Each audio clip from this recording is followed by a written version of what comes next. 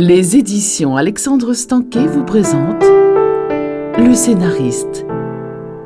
Texte et narration, Yves Despoiriers. Chapitre 1. Quel imbécile j'ai été. Je n'ai jamais acheté un foutu billet de loterie de toute ma vie, mais j'ai laissé ma fortune entre les mains d'un pur inconnu. Pourtant, il n'avait pas l'air d'un bandit. Il prétendait être envoyé par ma banque. Je suis tombé dans le panneau comme un poisson qu'on met dans un vivier. Il portait un costume griffé et roulait dans une Tesla modèle S à double moteur. Maintenant, je sais à quoi ressemble un arnaqueur. Il vous flanque sa réussite en plein visage. Il vous parle de sa mère qui a trimé dur pour lui payer les meilleurs collèges et vous assure ensuite qu'il a déjà rendu plein de gens heureux avec un rendement de 20%. Je n'avais pourtant rien à foutre de ce pourcentage. Le rendement de 3,5% de mes obligations d'épargne me convenait amplement. Malgré cela, j'ai laissé ce salaud me détrousser et je n'ai rien vu. Ce qui fait qu'à 70 ans, je suis devenu un châtelain ruiné, ou presque. Et dire que j'avais seulement voulu me mettre à l'abri des mauvais jours. Le contraire est arrivé. Je me suis tiré dans le pied au moment où j'ai dit « Oui, placer tout, ça me semble un bon investissement. » Tous ces gens autour de moi ne pouvaient pas ne pas se tromper. Ils ont eux aussi fait confiance à ce charlatan sans imaginer un seul moment ce qui était en train de se tramer. Ce qui m'offusque le plus, c'est que je n'avais nul besoin de faire fructifier cet argent. J'en avais suffisamment pour me la couler douce jusqu'à ma mort, et même après. Bien avant qu'il ne disparaisse de la carte, j'ai pensé à une foule de scénarios pour rendre la monnaie de sa pièce à Danny Lépine, le courtier de Trust America qui m'a arnaqué. Il fallait bien que je rétablisse ma réputation, car le jour où ce blanc-bec m'a floué, il croyait sans doute avoir affaire à François Pignon dans le dîner de cons, cette comédie où on invite un imbécile à sa table. Aujourd'hui encore, je suis rongé par la honte. Comment un scénariste qui a écrit autant de thrillers et créé des personnages aussi perfides a-t-il pu se laisser rouler dans la farine par un trou de cul pareil? Il faut dire toutefois que je ne pratiquais plus mon métier depuis quelques années et que j'avais troqué ma passion pour l'écriture contre celle du vin, du brandy et de tout ce qui aide à oublier une peine incommensurable.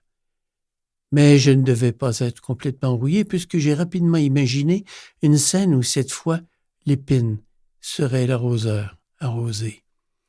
C'est en prétextant vouloir lui faire rencontrer mon producteur, qui cherchait à diversifier son portefeuille de placement, que je comptais le baiser à mon tour. Pour l'impressionner, j'avais ainsi projeté de lui présenter Alban sur son Beneteau GT45, encore amarré, à Saint-Mathias, à quelques kilomètres de chez moi. Le luxe de ce bateau de millionnaire rendrait encore plus attrayant ce rendez-vous d'affaires aux yeux d'un homme dont le principal intérêt semblait l'argent. Le retard de sa mise en cale sèche m'offrait une occasion inespérée. Alors que nous coulions encore des jours heureux, ma femme et moi avions accompagné Alban sur son yacht à quelques reprises pour de petites croisières d'une journée sur le Richelieu. C'était, à mon avis, le lieu idéal pour en finir en toute discrétion avec Lépine. Je l'aurais invité à visiter le bateau en attendant le propriétaire qui ne serait évidemment jamais venu. Mais dès que Lépine aurait mis le pied dans une cabine, je lui aurais injecté une solution de propofol, un puissant sédatif qui l'aurait plongé dans un sommeil profond, pour ne pas dire un état comateux. J'en avais subtilisé quelques fioles à l'infirmière de Florence 2 années auparavant, pensant que je pourrais mettre fin à son calvaire et raccourcir son agonie. Mais je n'en ai jamais eu le courage. J'aimais trop Florence. Égoïstement, peut-être. Les fioles étaient restées au frigo. Je ne les avais pas jetées, croyant pouvoir les utiliser pour moi lorsque j'aurais les idées plus noires qu'à l'habitude. Toutefois, toujours est-il qu'au moment où l'épine se serait extasiée devant la beauté des lieux, je lui aurais enfoncé de toutes mes forces l'aiguille de la seringue dans le cou, et il se serait assoupi dans la seconde, tombant sur le lit de la chambre principale pour son dernier repos.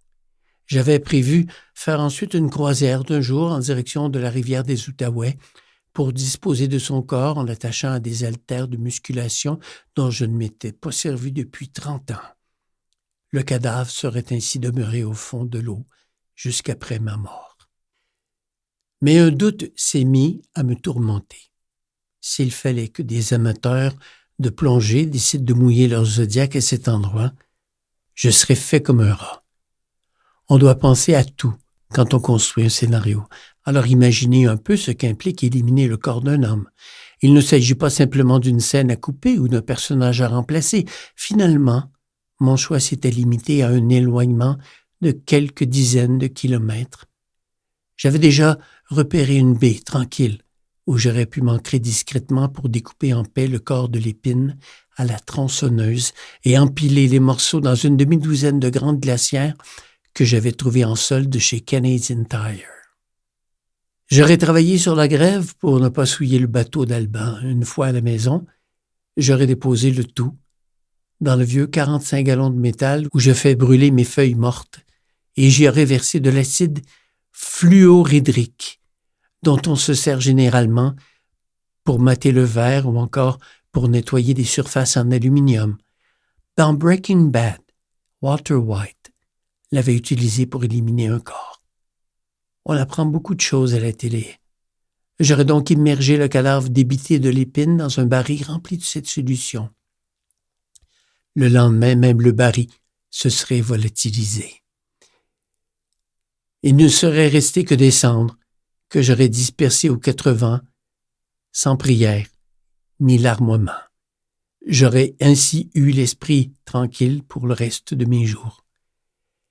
Même si ce n'était qu'une idée de scène pour châtier l'épine, le simple fait de l'écrire m'en rassasié au point de m'en inspirer plein d'autres. Comme quoi rien n'arrive jamais pour rien dans la vie. Me faire duper m'aura peut-être redonné le goût de me servir de mon arme préférée, mon imagination.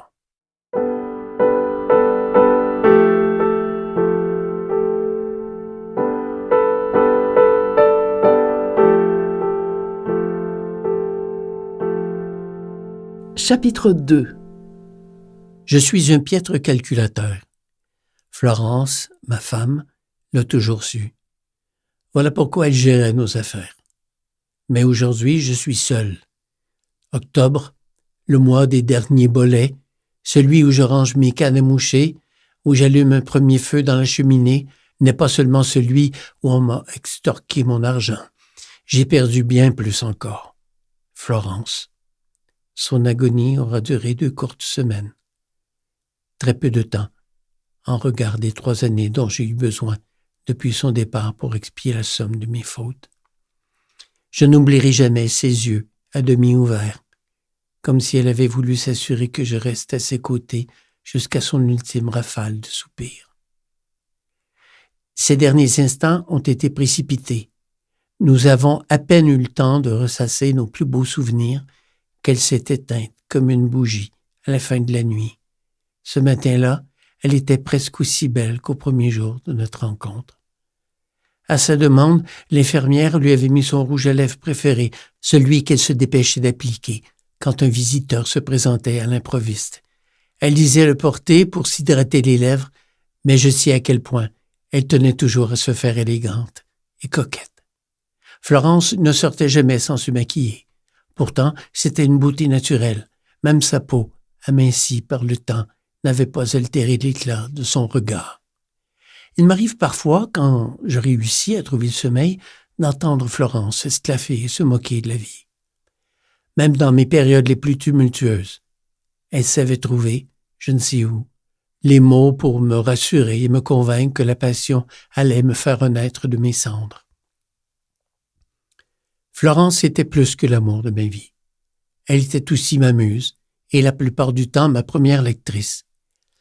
Elle a tant de fois y traîné mes scénarios.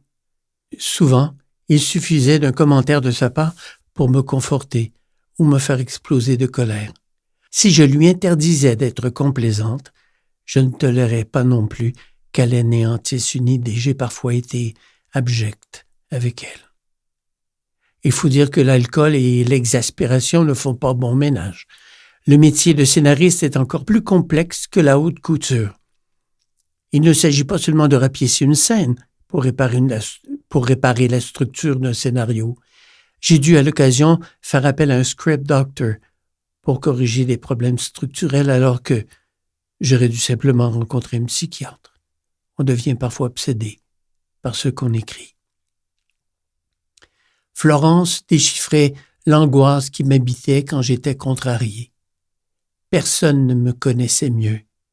Elle savait quand s'éloigner ou quand ne pas insister.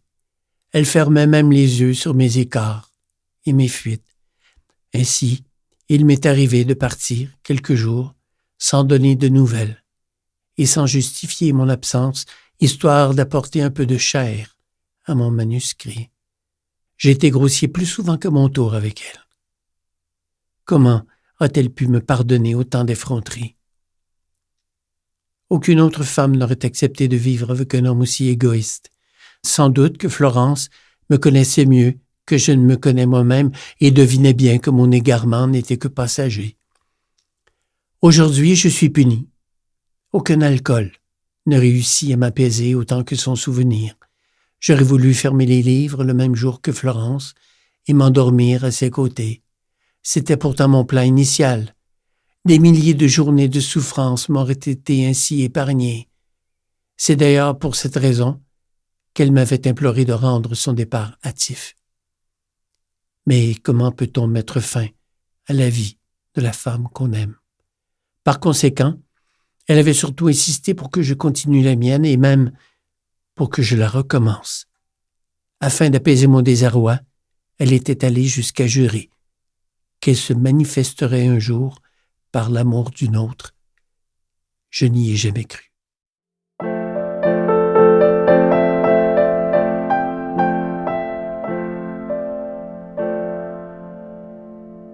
Chapitre 3. Je suis terré dans ma cave.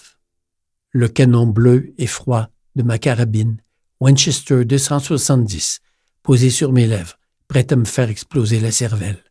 C'est ainsi. La vie voit parfois si durement qu'il vous arrive de préférer la perdre que de rester impotent. Si au moins ce maudit orteil pouvait cesser d'hésiter et appuyer sur la gâchette pour qu'on en finisse. On m'a escroqué de plus d'1 million de dollars, et ce qui me blesse davantage, c'est la peur de passer pour un pauvre abruti. Aucune bouteille de cognac, ni aucune autre consolation ne peut redonner l'estime de soi.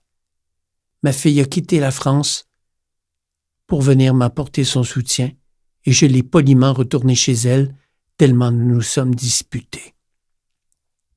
Alban, mon producteur et seul véritable ami, a tenté de m'envoyer en thérapie et je l'ai aussi foutu à la porte.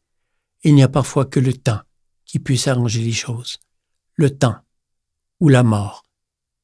J'ai choisi la deuxième option. Mon portable sonne. Merde, j'ai oublié de l'éteindre. Encore un journaliste, je présume. Depuis que la presse s'est emparée de l'histoire, il ne s'est pas passé une semaine sans qu'on essaie de me racoler. Il y a pourtant des nouvelles plus croustillantes par les temps qui courent. La disparition de Zip Gauthier, l'homme de main du caïd Frédéric Lopez, a plongé la ville en pleine guerre des gangs.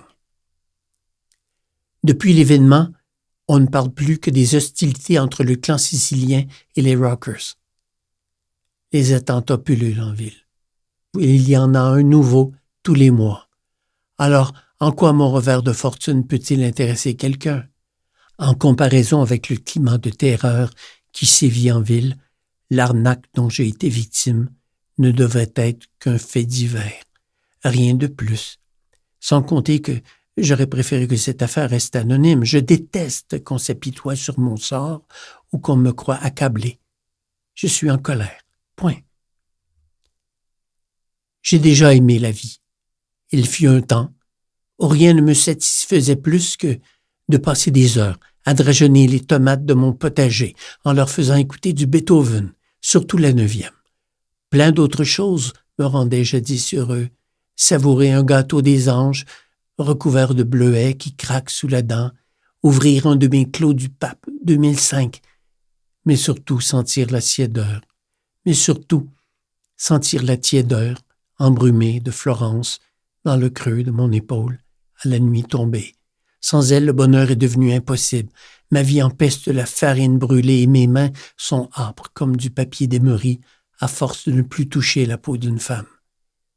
Tant qu'à mourir, la gorge nouée et la langue froide, aussi bien trépassée dans ma cave à vin, au milieu de quelques millésimes qui ont certes mieux vieilli que moi. La tête lourde et la bouche ouverte, je vise le haut du palais. De cette façon, je devrais réussir à me faire éclater la cervelle en une fraction de seconde sans crainte d'être réchappé par un quelconque prodige de la médecine. Mon gros orteil franchit le pontet de l'arme et se pose doucement sur la gâchette. Mais au moment où je ferme les yeux, mon téléphone sonne à nouveau. Quelqu'un insiste. Pas moyen de mourir en paix dans cette maudite maison. Je suppose que c'est Catherine, ma fille, qui veut s'assurer que je ne commettrai pas de bêtises. Elle a bien senti que je n'étais pas au sommet de ma forme la dernière fois qu'on s'est parlé. Je lui ai laissé un message vidéo dans lequel je m'excuse pour le geste que je m'apprête à poser. Et surtout, pour le père que j'ai été, obsédé par son métier et hanté par ses histoires. Je pars pour tenter de me faire oublier. Je ne suis pas tant vieux et sénile qu'anéanti. Il y a des hommes de mon âge qui échangeraient volontiers leur santé contre une pile de gros billets. Alors, qu'est-ce qui me prend soudainement de vouloir en finir parce que j'ai perdu 1 447 000 $? Car tout va bien sur le plan médical, si ce n'est cet orteil têtu, sans doute victime d'un début d'arthrose qui ne veut d'aucune façon obéir à son maître, et ces quelques pertes de mémoire probablement dues au fait que j'ai cessé de pratiquer mon métier depuis un moment. Mon cerveau s'est mis en lock-out après le départ de Florence et n'a pas repris le travail depuis. Aujourd'hui, je suis bien décidé à en finir et je préfère choisir la mort plutôt que d'attendre qu'elle-même me choisisse. J'ai privilégié l'arme à feu plutôt que la corde ou l'injection de propofol, pour un meilleur effet cinématographique, je suppose. Avec l'arme, je suis certain de ne pas me rater, tandis qu'avec la corde ou les médicaments, je ne pourrais jurer de rien. Et même si j'aime bien le côté spectaculaire d'une balle qui fait exploser un crâne et gicler en une fraction de seconde un demi-litre de sang sur un mur aussi blanc qu'une toile de peintre fraîchement brossée au gesso, je dois reconnaître que j'ai une peur bleue des piqûres. Par ailleurs, je suis malhabile avec les nœuds, sauf ceux de ma ligne à moucher. Je suis pourri pour nouer quoi que ce soit d'autre, même une amitié. Alban vous le dirait, je suis trop égoïste pour nourrir des relations. Je tremble. Est-ce l'alcool ou le poids de cette arme de chasse héritée de mon père, ou serait-ce plutôt la peur de mourir? Il n'y a plus aucune raison. J'ai perdu tout ce qui m'importait pour moi, Florence. Je n'ai pas écrit un traître mot depuis qu'elle m'a abandonné. Il faut dire que plus rien ne m'insuffle la moindre inspiration, ni les branches des saules qui se déchaînent quand le vent inonde la vallée, ni les personnages qui jadis me crevaient le cœur par leur simplicité quand ils poussaient dans notre jardin encore endormis par la nuit. Tout est resté immobile dans cette maison depuis que Florence a rendu l'âme, un matin d'octobre, au beau milieu de notre amour. Dire qu'à une époque pas si lointaine, ce manoir passait pour un château dans le voisinage. Sous le règne de Florence, les gouttières étaient vidées au printemps et à l'automne. Les hirondelles n'avaient pas le temps de cimenter leur nid.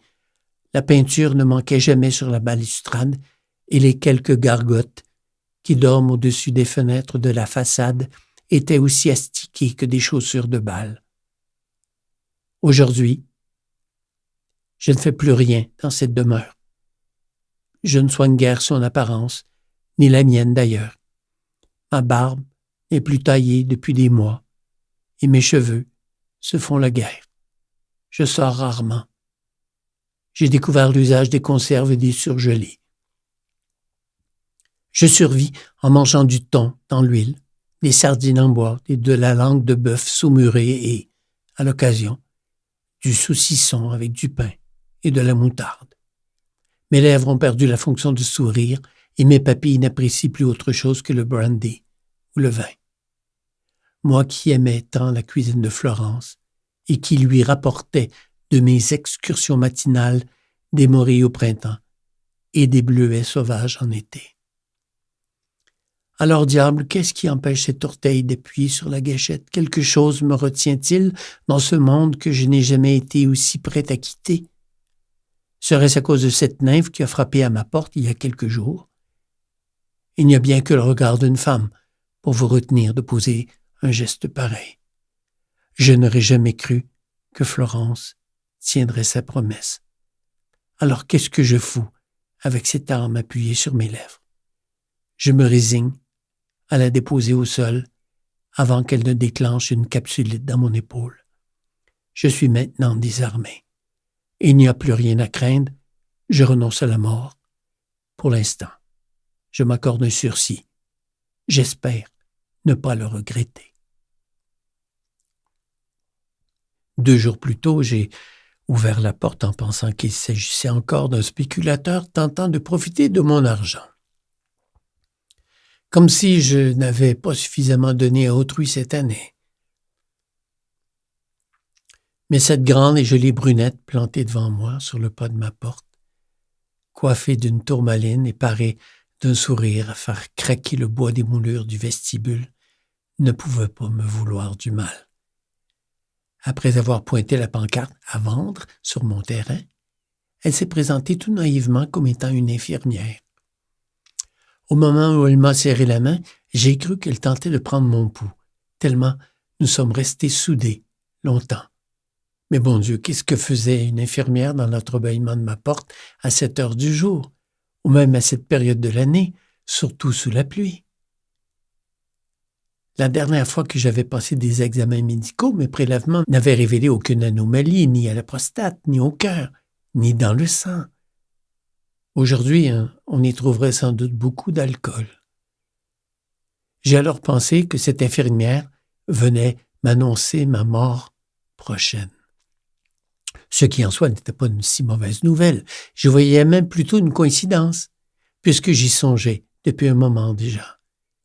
Mais ce qui m'a davantage confondu, c'est que Florence elle-même était infirmière au début de notre relation. Comment ne pas être troublé? Je suis athée. La seule chose en laquelle je crois encore, ce sont les hasards de la vie et la synchronicité. Imaginer est une seconde nature chez moi. Je ne brime jamais un moment d'inspiration. Et ce jour-là, je n'ai pas boudé mon plaisir. J'ai senti que la visite de cette jeune femme était peut-être un signe que la vie m'envoyait. Je n'étais quand même pas fou au point de croire que Florence était réincarnée dans la peau d'une déesse pour nourrir mes fantasmes. J'ai d'ailleurs laissé à d'autres scénaristes les films de genre.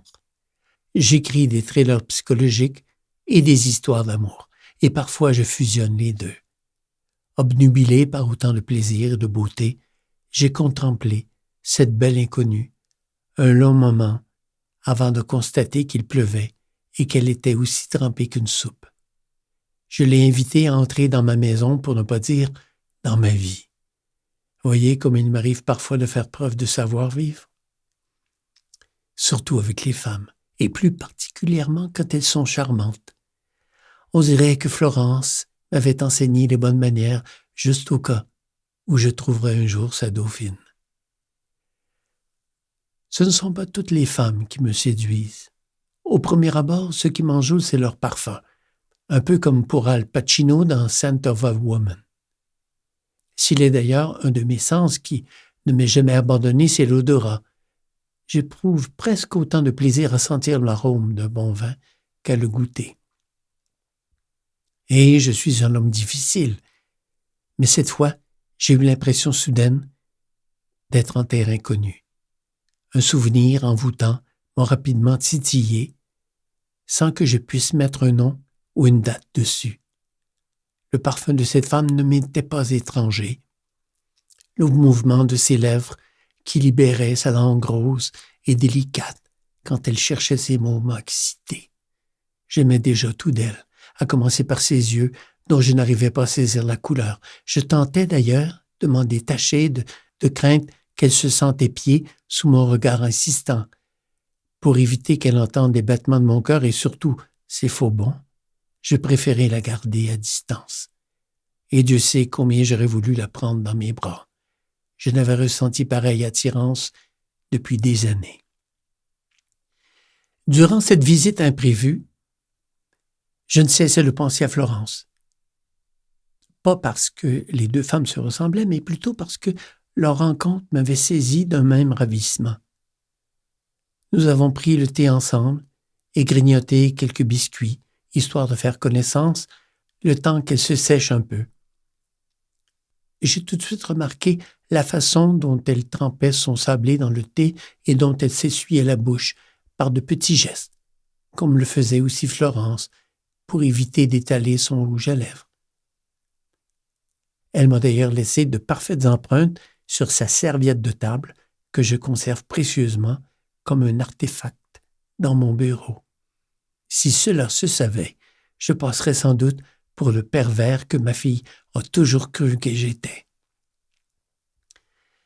Je ne crois pas plus à l'ésotérisme qu'à la vie après la mort, mais je dois convenir que j'ai ressenti la présence de Florence durant toute cette visite impromptue.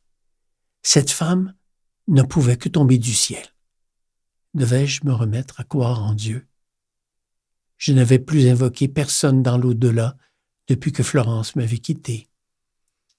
Elle était partie aux aurores alors que je venais de m'endormir, ma tête appuyée contre la sienne. C'est d'ailleurs une infirmière embauchée pour me relayer quelques heures par jour qui était venue me prendre par les épaules pour me chuchoter que c'était terminé.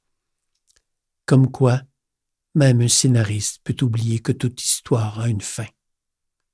C'est moi qui méritais de partir le premier. C'est moi qui, trop souvent, ai élevé la voix durant ces 40 années de vie commune. C'est aussi moi qui ai détourné parfois le regard pour suivre des femmes sur la rue guidées par mon sexe. Tout ça au nom de l'inspiration.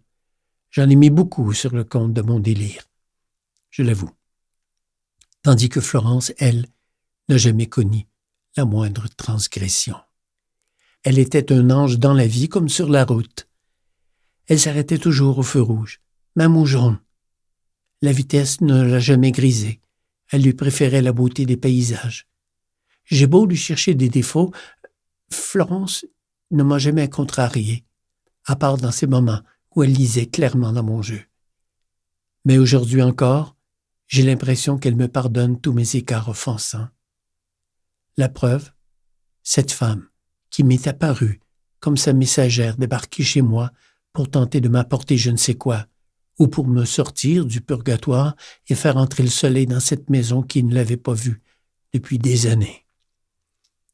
On aurait dit que d'un seul coup, cette nymphe avait ouvert l'étoile et tiré les rideaux que je tenais fermés pour éviter qu'on m'arrache ma peine. Après s'être un peu séché et avoir parcouru du regard le séjour douillet d'où s'échappaient les gnosiennes d'Éric Satie, Fanny Bussière s'est présentée et m'a parlé de son projet de résidence pour aînés. « Une RPA ici ?» lui ai-je dit en m'imaginant des vieillards en couches qui pleurnichent à longueur de journée dans la cuisine et le salon. « Non, pas exactement. Je pense plutôt à une maison pour des personnes âgées, autonomes et en santé, qui en ont assez de la solitude, a-t-elle tenu à me préciser, sans me révéler si elle s'incluait elle-même dans le lot. Tout à fait le contraire de moi, qui me complaît assez bien dans l'isolement. Mais peut-être suis-je seulement une ermite occasionnelle qui a choisi, sans trop savoir, ce châtiment pour s'acquitter de ses fautes, une bien modeste sentence comparativement à celle du prêtre de l'Opus Dei dans Da Vinci Code, qui portait la cilice en plus de se flageller chaque fois qu'il avait une pensée impure. « Je ne vois pas vraiment la différence, lui ai-je dit. Il n'y aurait pas de personnel, à part moi. Chacun aurait ses responsabilités. Un genre d'auberge espagnole pour aînés? Si on veut, a-t-elle répondu en ajoutant qu'elle avait adoré ce film. Nous avons visité le manoir dans ses moindres recoins, de la cave au grenier. J'ai suivi chaque pas de Fanny. Elle avait insisté pour le faire pieds nus et avait fini par enlever ses bottes et ses chaussures mouillées par la pluie. J'ai suivi chaque pas de Fanny. Elle avait insisté pour le faire pieds nus et avait fini par enlever ses bottes et ses chaussettes mouillées par la pluie. Je l'ai imaginée en première ballerine, tellement ses pas étaient gracieux. Ce n'est pas que j'ai une quelconque attirance pour l'astragale ou la plante du pied chez la femme, mais ceux de ma convive frôlaient la perfection. On aurait dit un tableau de Bouguereau. C'est ainsi qu'après une inspection sommaire de la cuisine, de la salle à manger et du séjour, nous avons emprunté l'escalier qui mène aux chambres. Fanny s'est arrêtée devant celle de Catherine qui n'a guère changé depuis qu'elle nous a quittés et a regardé la montagne depuis la fenêtre. Elle lui a aperçu Grisou, le chien du voisin, qui rôdait dans la cour et s'est mise à sourire, comme si cela lui rappelait un souvenir. Nous sommes ensuite passés à ma chambre, où je ne dors plus depuis le départ de Florence. Mais c'est mon bureau, et particulièrement sa bibliothèque, qui a davantage accaparé son attention. J'ai observé ses mains, effleuré le dossier de ma chaise, touchant au passage certains exemplaires de ma collection personnelle de livres de la Pléiade, dont les œuvres complètes de Charles Baudelaire. J'aurais aimé lui réciter Invitation au voyage, mais il m'a semblé précipité de lui faire cette lecture pour le moins aguichante. La visite de Fanny s'est terminée par un bout de papier sur lequel elle m'a inscrit ses coordonnées en me demandant quelques jours de grâce, le temps de trouver du financement. J'avais l'impression qu'elle ne voulait plus quitter ma maison, comme si tout la retenait. Fanny ne semblait rien connaître de moi ni de cet escroc qui m'a volé mes épargnes. Il faut dire que, contrairement aux romanciers, les scénaristes sont généralement des personnes anonymes. On lit rarement leur nom dans les génériques. Ce qui intéresse les cinéphiles, ce sont les acteurs et le réalisateur, et parfois aussi celui qui a composé la trame musicale. À part certains connaisseurs, les seuls à reconnaître vraiment le talent et l'importance de ma profession sont les producteurs et les réalisateurs. Il y a toutefois des avantages à passer incognito. Quand vous êtes scénariste, personne ne vous aborde dans la rue pour vous quémander un autographe ou vous féliciter parce que vous savez composer des répliques ou créer des intrigues. Vous pouvez abuser du scotch dans un bar ou élever le ton dans un endroit public sans qu'on en parle sur les réseaux sociaux. Vous n'êtes personne d'autre que celui à qui votre mère a donné la vie. Voilà pourquoi cette femme sait uniquement que je suis seul et que cette maison est trop vaste pour un couple, même pour une grande famille. Elle ne se doute probablement pas que j'écris des scénarios et que, sait-on jamais, je suis à nouveau en train de me raconter une histoire. Peut-être a-t-elle remarqué durant sa visite quelques plaques honorifiques ou photos de moi avec des personnalités célèbres comme Robert Altman, Jean-Claude Labrec, Sophie Marceau et Harrison Ford. Si j'avais su qu'une beauté pareille allait débarquer chez moi, j'aurais astiqué mes trophées sur le manteau de cheminée. Avant que Fanny ne parte, Nanouche, ma vieille chatte espagnole, lui a sauté dans les bras comme si elle la priait de ne pas la laisser seule avec moi. Il faut dire que je ne suis pas le maître le plus divertissant. Tandis que j'observais la scène dans un miroir, je revoyais Florence chuchoter le félin de la même façon. Tout le monde n'aime pas les chats. Florence en était gaga. J'ai limité leur présence à un seul puisque nous devions aussi nous occuper de notre chienne Pomponnette. Il y avait suffisamment de poêles comme ça dans notre grande maison. Nous avions, Florence et moi, acheté ce demi-château dans l'espoir de le partager un jour avec de nombreux enfants, mais nous n'avons eu finalement qu'une seule fille.